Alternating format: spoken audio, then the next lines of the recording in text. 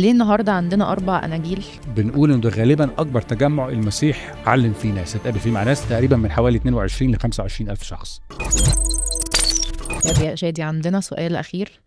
ليه النهاردة عندنا 4 أناجيل مكتوبين من 4 كتاب مختلفين بيحكوا نفس القصة، بس كل واحد بيحكيه ده من رأيي، يعني بيحكيه من منظوره الخاص بشخصيته. يعني هنلاقي ان كل كاتب بيحط طابع شخصيته. انا عارفة طبعا ومؤمنة ايمان تام انه ده من الوحي، بس ليه عندنا النهاردة 4 أناجيل بيحكوا نفس القصة وكل كاتب من كاتب مختلف وبيبقى عنده طابع الشخصية على الإنجيل اللي كتبه؟ سؤال رائع. انتوا عارفين في الأربع أناجيل احنا عندنا ايه هم الأربع أناجيل؟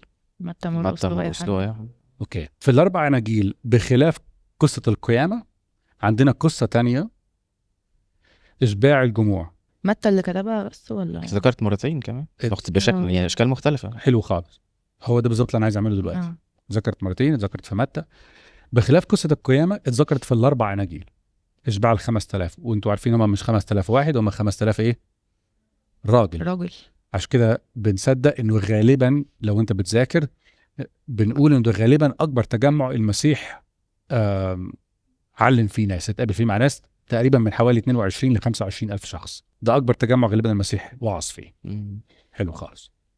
بخلاف قصة القيامة، القصة دي اتكتبت في الأربع أناجيل. ليه اتكتبت في متى ومرقس ولوقا ويوحنا؟ عندنا 4 قصص، لا هي قصة واحدة. طب ليه عندنا 4؟ زي ما احنا بنصور هنا، احنا عندنا، سألت رامز اللي بيخرج قبل ما نبتدي، احنا عندنا كام كاميرا؟ قال لي 7. هو احنا عندنا 7 أحداث؟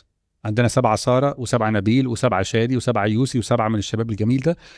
عندنا 7 أماكن، هم نفس المكان في نفس الوقت بنفس الأشخاص. عندنا 7 عشان كل كاميرا من دول بتدي زاوية مختلفة لنفس الحدث. فإحنا يا جماعة مش بنعبد 4 أو بنعبد 3 أو بنعبد 50 أو ما عندناش قصص مختلفة متناقضة، هي قصة واحدة. مهم من القصة دي، زي ما أنا ببني بيوت كده، لما بنيجي نبني البيت بيجي لي رسومات بيبقى فيها فرونت بيبقى فيها الواجهة الأمامية، الواجهة ومن فوق ومن عشان أتخيل المجسم ده قبل ما يطلع أصلا بيبقى شوية تراب، هيطلع يبقى شكله إزاي.